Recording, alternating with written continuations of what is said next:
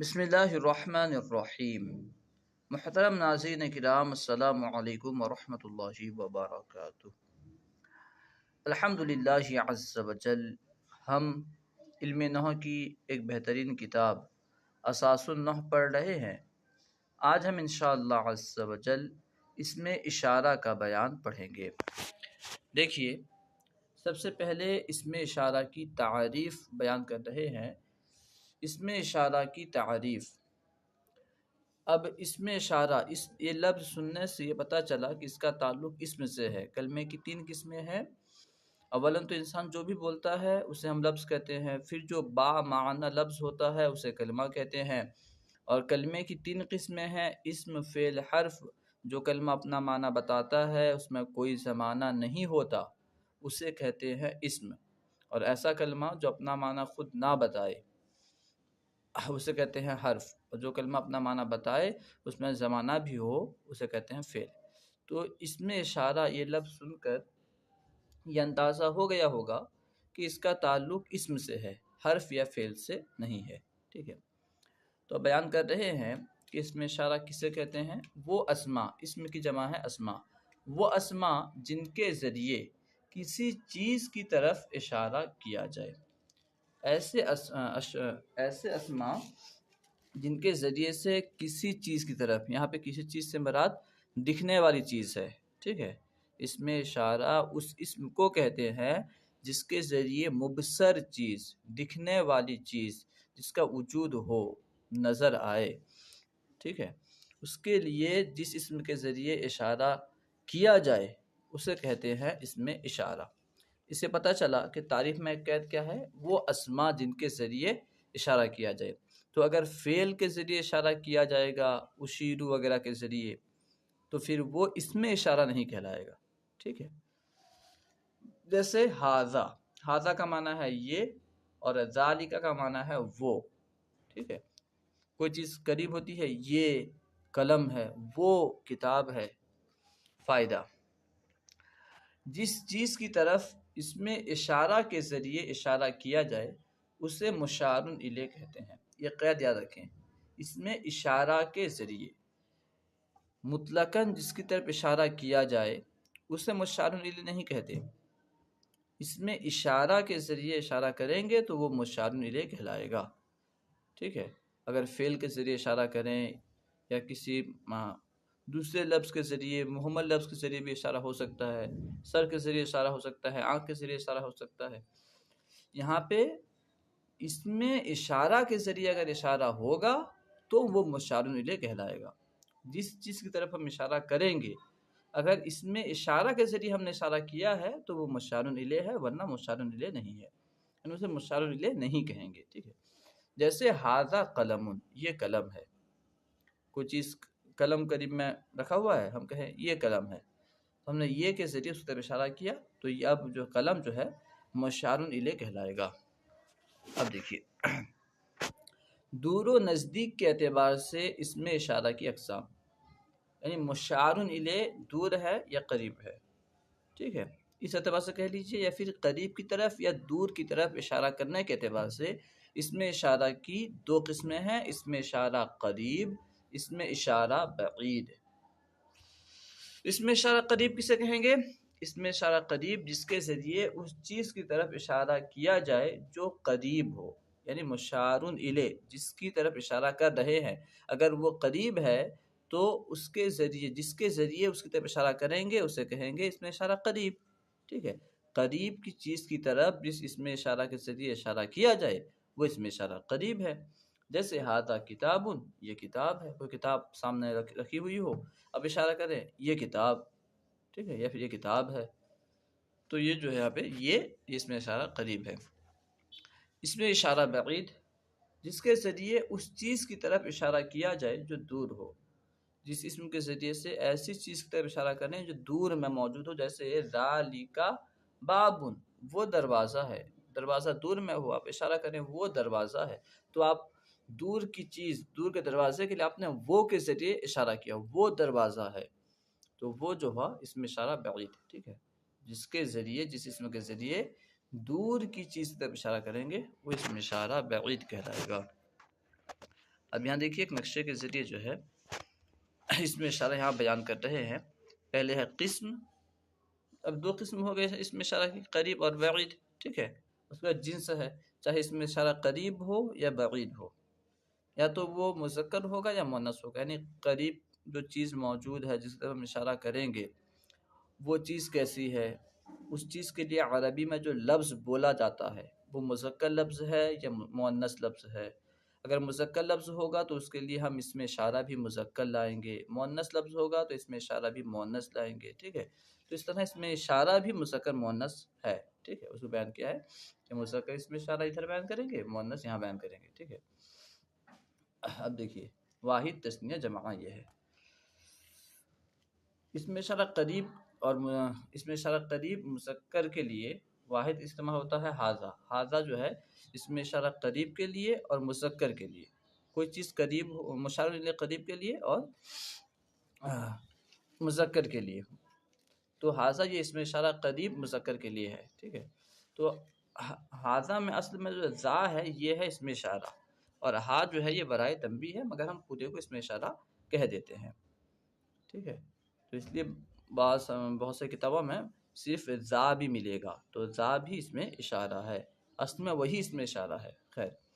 اور تثنیہ کے لیے ہاذینی اور ہاذانی ہاذینی، تثنیہ کے لیے دونوں استعمال ہوتے ہیں. ہاذانی ہاذینی، اس طرح زینی زانی زینی، ہاذینی ہاذینی. بات سمجھ میں آ رہی کہ نہیں؟ یعنی ہا کے بغیر اور ہا کے ساتھ زانی زینی، ہاذانی ہاذینی، اس طرح یہ بھی استعمال ہوتے ہیں. اور جمع کے لیے ہاؤلائی استعمال ہوتا ہے. اس میں اشارہ قریب مؤنث کے لیے حاذہی، کوئی چیز قریب ہو مؤنث ہو تو ہم اس کے لیے حاذہی کے ذریعے اشارہ کریں گے. ٹھیک ہے. حاذہی کے ذریعے بھی اشارہ کر سکتے ہیں اور تا کے ذریعے بھی اشارہ کر سکتے ہیں. ٹھیک ہے. اور تثنیہ کے لیے دو چیزیں قریب میں ہوں مؤنث ہوں تو اس کی طرف کیسے اشارہ کریں گے؟ ہاتانی ہاتینی، اس طرح بغیر ہا کے تانی تینی کے ذریعے بھی اشارہ کر سکتے ہیں. اور مذکر مؤنث دونوں کے لیے ہاولائی استعمال ہوتا ہے. ہاولائی بہت ساری چیزیں قریب میں ہیں، چاہے وہ ان کے لیے جو الفاظ استعمال ہوتے ہیں وہ مذکر ہوں یا مؤنث ہوں، ان کی طرف اشارہ کرنا ہو تو ہاولائی کے ذریعے اشارہ کریں گے. بعید، اس میں اشارہ بعید کے لیے استعمال، دور کی چیز ہے اس کی طرف اشارہ کرنے کے لیے کون سا اس میں اشارہ استعمال ہوتا ہے. اب پھر دور جو چیز ہے اس کے لیے وہ مذکر ہے تو کون سا استعمال ہوگا، مؤنث ہے تو کون سا استعمال ہوگا. اگر مذکر ہے تو ذالک استعمال ہوگا. ٹھیک ہے. ذالک میں بھی اصل میں وہی ذا اس میں اشارہ ہے، اور لام جو ہے تبعید کے لیے دوری کو بتانے کے لیے ہے، کاف حرف خطاب ہے. خیر، لیکن پورے کو ہم اس میں اشارہ کہتے ہیں. تو دور کے لیے اگر ایک چیز ہے تو ذالک کا استعمال کریں گے، دو چیزیں ہیں یا تو زانی کا یا زینی کا استعمال کریں گے، زانی کا یا زینی کا استعمال کریں گے. اس طرح جو ہے دور چیز ہے وہ مؤنث ہے تو اس کے لیے تل کا یا پھر تانی کا یا تینی کا استعمال کریں گے. اور دور اگر بہت ساری چیزیں ہیں تو ان کے لیے ہم الائی کا استعمال کریں گے. دور ایک چیز ہے تو تل کا، ایک چیز مؤنث چیز ہے تو تل کا، دو مؤنث چیزیں ہیں تو تانی کا تینی کا، بہت ساری چیزیں ہیں تو الائی کا. اب دیکھیے تمرین احکام کو جب دیکھیے، اس میں اشارہ اور مشار الیہ کا مذکر مؤنث واحد تثنیہ جمع میں برابر ہونا ضروری ہے. یعنی مشار الیہ جیسا ہو جس کی طرف ہم اشارہ کریں گے اس کے لیے عربی میں جو لفظ استعمال ہوتا ہے وہ لفظ مذکر ہے تو ہم اس میں اشارہ مذکر لائیں گے، وہ لفظ مؤنث ہے تو ہم اس میں اشارہ مؤنث لائیں گے، وہ واحد ہے یعنی جس کی طرف ہم اشارہ کر رہے ہیں مشار الیہ اگر وہ واحد کا صیغہ ہے تو ہم اس میں اشارہ واحد لائیں گے، تثنیہ ہے تو تثنیہ، جمع ہے تو جمع لائیں گے. جیسے قلم، دور قلم پڑا ہوا ہے اس کی طرف ہمیں اشارہ کرنا ہے تو ہم کہیں گے ذالک قلم، وہ قلم کے لیے قلم استعمال ہوتا ہے اور قلم کا لفظ جو ہے مذکر ہے تو ہم مذکر لائیں گے. دور ہے تو دور کے لیے کون سا لائیں گے؟ ذالک، تو ذالک قلم. اگر وہی قلم قریب ہوتا تو ہم کہتے ھذا قلم، اگر وہیں دو قلم ہوتے تو ہم کہتے ھذانی قلمانی. ٹھیک ہے. یا پھر وہی دو قلم دور ہوتے تو ہم کہتے ذانک قلمانی. اس طرح جو ہے آپ قیاس کر لیں. دور بہت سارے قلم ہوتے، پھر ہم کہتے اولئک اقلام. اس میں اور بھی قواعد ہیں. خیر، اگر اسم اشارہ کے بعد کوئی اسم نکرہ آ جائے، نکرہ معرفہ کے ساتھ قسمیں ہیں، اسے پہلے پڑھ چکے ہیں غالباً. اس کے علاوہ جتنے بھی اسماء ہیں سب کے سب نکرہ ہیں. ٹھیک ہے، معرفہ جس میں جو کسی معین ذات پہ دلالت کرے، نکرہ جس سے کوئی معین چیز سمجھی نہ جائے. تو اگر اسم اشارہ کے فوراً بعد اسم نکرہ آ جائے، ایسا اسم آ جائے جو نکرہ ہو، معرفہ کی جو اقسام ہیں ان میں سے کوئی قسم نہ ہو، تو اسم اشارہ کو مبتدا اور نکرہ کو خبر بنائیں گے. ٹھیک ہے، جیسے ہادہ ہے، ہادہ اسم اشارہ. اب قلم آ گیا، قلم نکرہ ہے کیونکہ معرفہ کی کسی قسم سے اس کا تعلق نہیں ہے. معرفہ کی قسم اسم علم، اسم ضمیر، اسم اشارہ، اس میں وہ خود اسم اشارہ نہیں ہے، تو مشار الیہ ہے. ٹھیک ہے، معرفہ کی جتنی بھی اقسام ہیں وہ وہاں کوئی کچھ بھی نہیں پایا جا رہا ہے. الف لام اس میں نہیں ہے، قلم ہے تو نکرہ ہے. تو ہم کہیں گے ھذا مبتدا قلم خبر، مبتدا خبر سے مل کر جملہ اسمیہ خبریہ. اگر اسم اشارہ کے بعد کوئی اسم معرف باللام آ جائے، یعنی ایسا اسم آ جائے جو الف لام کی وجہ سے معرفہ بنا ہے، الف لام کے ساتھ معرفہ ہوا ہے، تو عموماً عام طور پہ ایسا ہوتا ہے، یہ اکثر ہی قاعدہ ہے، قاعدہ کلیہ نہیں ہے. عموماً اسم اشارہ کو موصوف اور مشار الیہ کو صفت بنائیں گے. جیسے یہیں پہ ھذا قلم ہے تو ھذا اسم اشارہ ہے اور قلم مشار الیہ ہے. اگر قلم معرفہ نہیں ہے تو ہم نے قلم کو خبر بنایا تھا. اگر ہم اسی قلم پہ الف لام داخل کر دیں اور کہیں ھذا القلم، ھذا القلم، تو اب جو ہے ترکیب بدل سکتی ہے. ترکیب عام طور پہ اس طرح ہوگی کہ ہم کہیں گے ھذا اسم اشارہ اور القلم مشار الیہ، یا پھر یوں کہہ لیجئے ھذا اسم اشارہ موصوف اور القلم مشار الیہ صفت. موصوف صفت سے مل کر مبتدا، اب خبر کو محذوف مانیں گے، موجود یا حاصل یا ثابت. ھذا القلم، یہ قلم، بس یہ ترجمہ ہوگا یہ قلم. ٹھیک ہے، یہ قلم ہے، یہ ترجمہ نہیں ہوگا. یہ قلم ہے ترجمہ کب ہوگا؟ ھذا قلم جب کہیں گے، ھذا قلم یہ قلم ہے، ھذا القلم یہ قلم، بس. ٹھیک ہے، کیونکہ موصوف صفت مل کر کیا ہوتا ہے؟ مرکب توصیفی، اور مرکب توصیفی تو مرکب ناقص کی قسم ہے، تو جملہ مکمل کیسے ہوگا اس میں؟ خیر، اب دیکھیے تمرین دیکھیے، اور بھی کچھ قواعد وغیرہ ہیں، آپ دوسری کتابوں کا مطالعہ کریں گے تو مفید رہے گا. یعنی آپ جیسے کہ کلاس میں مان کے چلیے آپ ایک ہی کتاب پڑھ رہے ہیں نحو کی، مگر اس کے علاوہ بہت ساری کتابیں آپ کے پاس ہوں گی، مل سکتی ہیں، تو اس کا بھی مطالعہ کریں. ٹھیک ہے، فائدہ رہے گا. سوال نمبر 1، نمونے کے مطابق درج ذیل جملوں کا اردو میں ترجمہ کریں اور اس میں اشارہ اور مشار الیہ الگ الگ کریں. پھر ترجمہ کرنا ہے اس میں اشارہ کیا ہے، مشار الیہ کیا ہے، اس میں غور کر کے الگ الگ کرنا ہے. ٹھیک ہے، نمونہ دیا ہے انہوں نے. سب سے پہلے ہے جملہ ھذا مفید، یہ مفید ہے. ٹھیک ہے، اس میں ھذا جو ہے اس میں اشارہ ہے اور مفید مشار الیہ ہے. اب دیکھیے ہم کوشش کرتے ہیں. ھذا غلام زید، اس کا ترجمہ ہوگا یہ زید کا غلام ہے، یہ زید کا غلام ہے. ٹھیک ہے، تو ھذا کے ذریعے اشارہ کیا گیا تو یہ ہوگا اس میں اشارہ. غلام زید یہ مکمل جو ہے مشار الیہ. اب اس میں تھوڑی سی بات آپ سمجھ لیں کہ اصل میں جو ہے مضاف ہونا، خبر ہونا یا مبتدا ہونا یا فاعل ہونا وغیرہ، مرکب اضافی میں اصل مضاف مبتدا ہوتا ہے یا خبر ہوتا ہے یا فاعل وغیرہ، اصل میں مضاف ہی ہوتا ہے. ٹھیک ہے، لیکن ہم کیا کہتے ہیں بعض اوقات اور بعض ترکیبوں میں ایسا ہوتا ہے، اکثر جگہ لوگ کہہ دیتے ہیں مضاف مضاف الیہ دونوں کو ملا کے فاعل مفعول یا خبر وغیرہ بنا دیتے ہیں. تو ہم بھی وہی دونوں کو ملا کے یہاں پہ مشار الیہ بنا رہے ہیں. اگر حقیقت کے اعتبار سے دیکھیں گے تو غلام جو مضاف ہے وہ مشار الیہ ہوگا. خیر، یہ زید کا غلام ہے، غلام کی طرف اشارہ ہو رہا ہے نا، زید کا غلام ہے. ٹھیک ہے، مشار الیہ کون ہے اصل میں؟ غلام. خیر، لیکن ہم کیا کہیں گے؟ غلام الزیدین یہ مشار الیہ ہے پورا.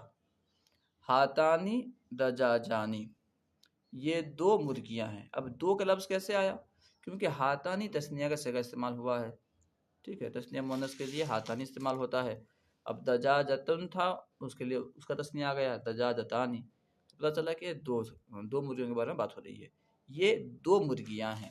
اس میں ہاتانی یہ اس میں اشارہ ہے، دجاجتانی یہ مشار الیہ ہے.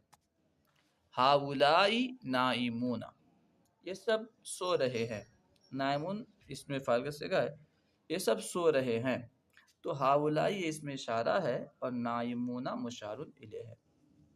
ذالک فضل اللہ، ذالک اس میں اشارہ بعید ہے، یعنی وہ فضل اللہ یہ مرکب اضافی ہو کر کے مشار الیہ. تو ذالک اس میں اشارہ اور فضل اللہ مشار الیہ.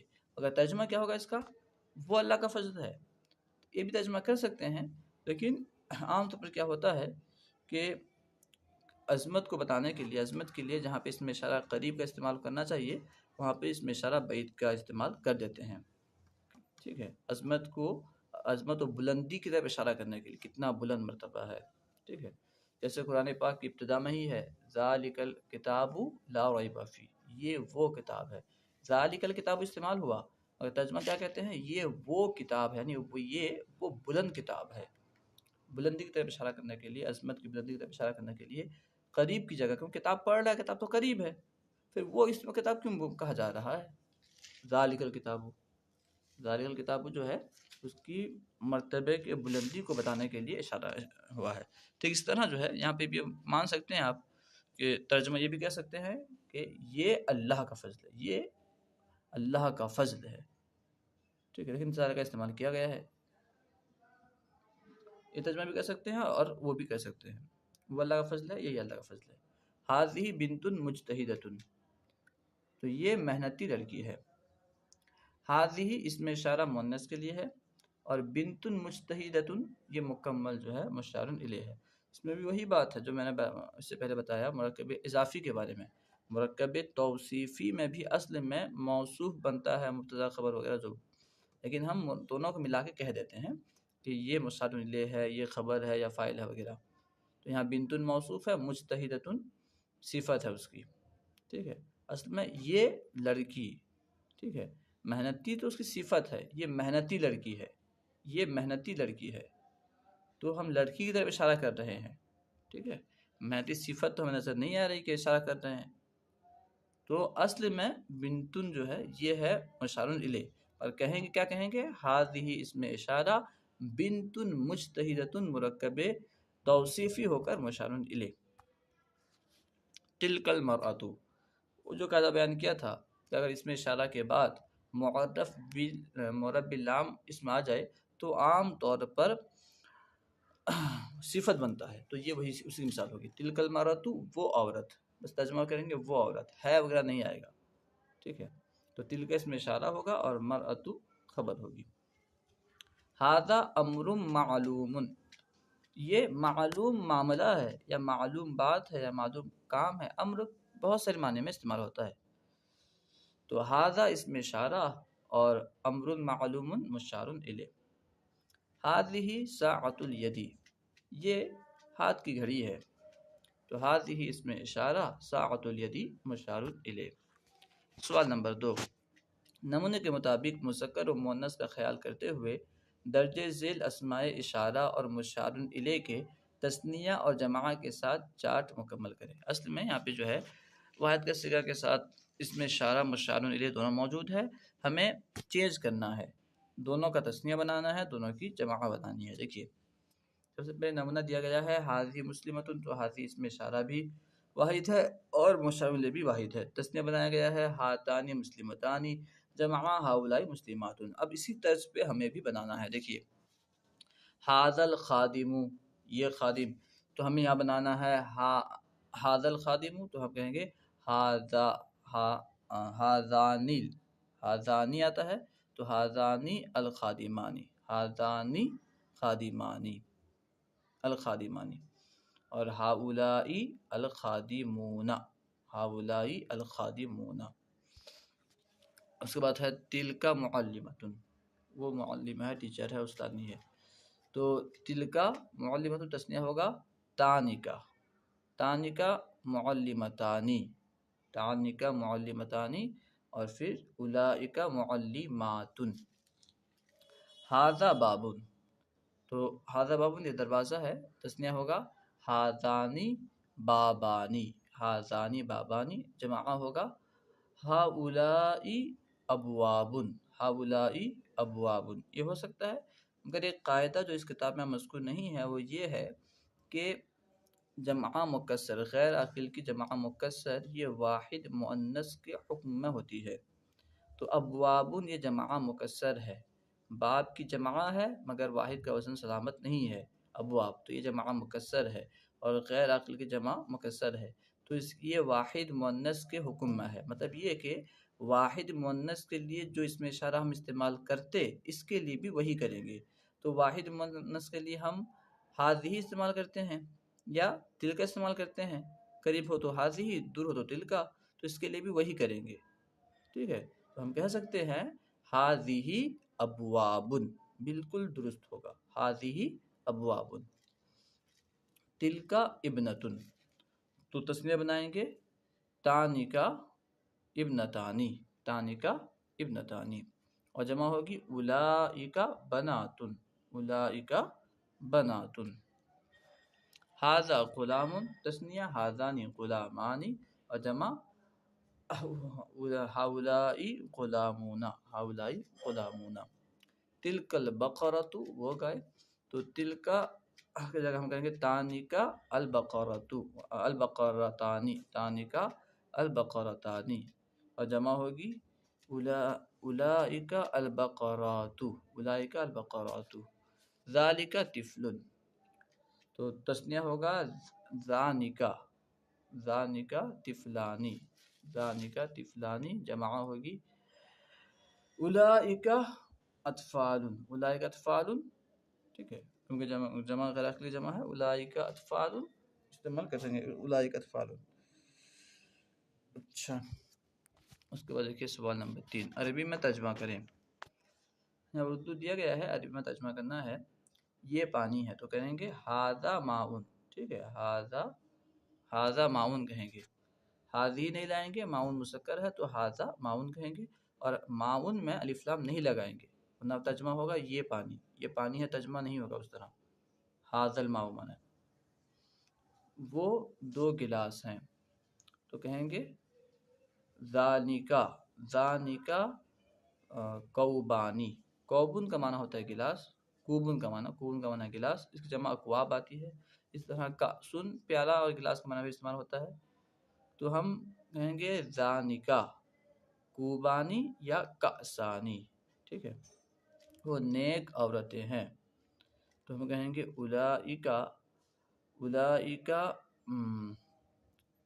اولئک نساء صالحات، وہ نیک ہیں، براکٹ میں عورتیں ہیں۔ اس سے پتہ چلا کہ ان کی صفت جو ہے، یعنی صفت کا صیغہ استعمال ہوا ہے جو مؤنث کے لیے استعمال ہوتا ہے، وہ نیک ہے، تو ہم اس کے لیے ترجمہ یوں کریں گے اولئک صالحات، اولئک صالحات، تو اس میں ترجمہ آ جائے گا۔ اچھا، وہ 2 خوبصورت بچے ہیں، اگر مذکر مانیں گے تو پھر مذکر استعمال کریں گے، ٹھیک ہے، مذکر ہی مان لیں۔ ذانکا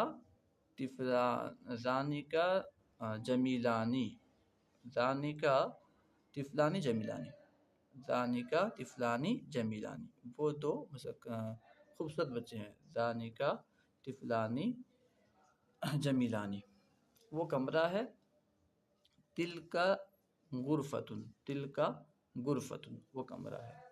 امید ہے کہ پوری بات سمجھ میں آ گئی ہوگی۔ اس کے علاوہ بھی اور بھی بہت سارے قواعد وغیرہ ہیں، جیسے کہ ایک قریب کی جگہ کے لیے اشارہ کرنے کے لیے جو ہے اولا، ہا ہونا، ہونا اور ہا ہونا، یہ 2 لفظ بھی استعمال ہوتے ہیں اس میں اشارہ کے طور پر، جو یہاں پہ مذکور نہیں ہے، ہونا اور ہا ہونا۔ ہونا اور ہا ہونا کے ذریعے جو ہے قریب کی جگہ کی طرف اشارہ کرتے ہیں۔ ہا ہونا رجلن، یہاں پہ ہا ہونا نہیں، یہاں ہونا ہونا بھی یہاں، اور ہا ہونا بھی یہاں۔ اس طرح ہونا کا، ہنالکا اور ثم، یہ سب کا معنی ہوتا ہے وہاں، ٹھیک ہے، دور کی جگہ کے لیے استعمال ہوتا ہے، ثم، ہناکا، ہنالکا، تو یہ جگہ کے لیے، اس اشارے کے لیے استعمال ہوتا ہے۔ امید ہے کہ آپ کو پوری بات سمجھ میں آ گئی ہوگی۔ اگر کوئی بات سمجھ میں نہ آئی ہو تو کمنٹ باکس میں سوال کریں، انشاءاللہ عز و جل جواب دینے کی کوشش کی جائے گی۔ دعا فرمائیں کہ زیادہ سے زیادہ ہم ویڈیو بنا سکیں اور آپ کی خدمت میں پیش کر سکیں، امت مسلمہ کو ہم سے زیادہ سے زیادہ فائدہ ہو۔ دعا خیر میں یاد فرمائیں۔ السلام علیکم ورحمۃ اللہ وبرکاتہ۔